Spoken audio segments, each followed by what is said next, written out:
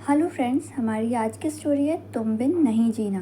तरुण एक सीधा साधा पढ़ा लिखा नौजवान था। दिखने में सुंदर स्मार्ट है।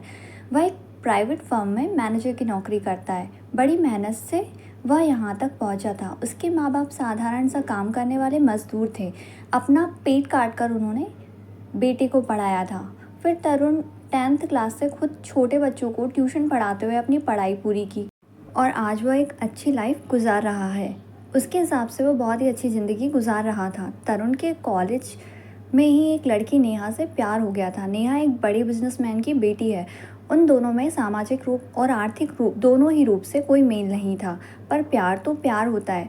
एक बार नेहा के कई बार कहने पर वह अपने माता पिता के साथ उसके घर गया तो वॉचमैन ने उनको अंदर नहीं जाने दिया, तो वहीं से वापस आ गया। नेहा के पूछने पर उसने सही सही कह दिया।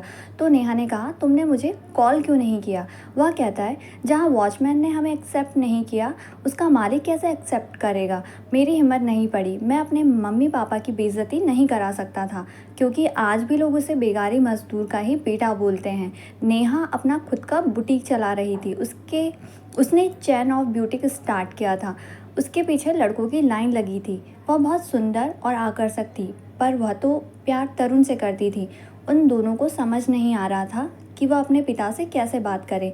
एक दिन गलती से उसके पिता सेठ विक्रम ने उन दोनों को बाइक पर जाते देख लिया और घर आकर उससे इंक्वायरी करने लगे। जब उन्हें पता चला कि तरुण मजदूर और गरीब माँ बाप का बेटा है तो वो भड़क उठते हैं। वह तरुण के ऑफिस जाकर उसे धमकी देते हैं और कहते हैं कि अगर दोबारा तुम उसके साथ दिखे तो दुनिया में नहीं रहोगे। तरुण नेहा से दूरी बनाने लगता है। नेहा बहुत कोशिश करती है, पर वह दूरी बरकरार रखता है। उसको प्यार से ज़्यादा अपने मम्मी पापा प्यारे थे। सेठ नेहा की शादी एक बड़े घर में जबरन करवा देते हैं।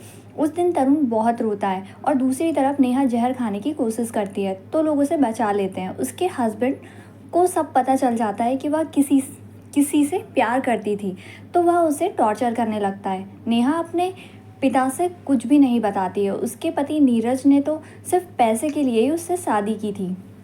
वह सेठ जी की प्रॉपर्टी कब्जा करना चाहता था और इसीलिए पूरी प्लानिंग के साथ उसने नेहा से शादी की थी। नेहा को यह बात पता चल जाती है तो वह घर से भाग जाती है। नीरज अपने ससुर को कॉल करके बताता है कि क्या संस्कार दिए हैं आपने। वह घर से भाग गई है। सेठ सोचते हैं जरूर वो उस मजदूर के लड़के के साथ भागी होगी। उस कमीने को जिंदा नहीं छोड़ूंगा। सेठ जैसे ही अपने आदमी को कॉल करने वाले होते हैं तभी नेहा भाग कर आती है और कहती है कि नीरज ने शादी सिर्फ पैसे के लिए की है। वह आपकी पूरी जायदाद पर कब्जा करना चाहता है। वह सब कुछ उनको समझाती है। सेठ कंफ्यूज हो जाते हैं। तभी नीरज वहाँ आता है और नेहा को सेठ के सामने मारता है और सेठ से कहता है कि तुमने जानबूझकर सेकंड हैंड माल मेरे माथे पर डाला था। अब मैं तुम्हारी इज्जत पूरे समाज में उछालूंगा, तब तुम्हारी समझ में आएगा।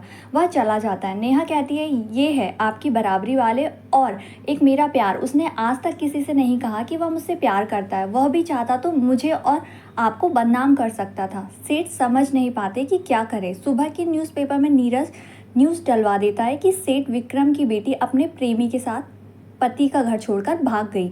वह कोर्ट में जाकर अपनी बेइज्जती के लिए 25 करोड़ का मुआवजा मांगता है और सेठ को नोटिस भेजता है। अब सेठ को समझ में आता है कि उसने जल्दबाजी में बहुत बड़ी गलती कर दी है।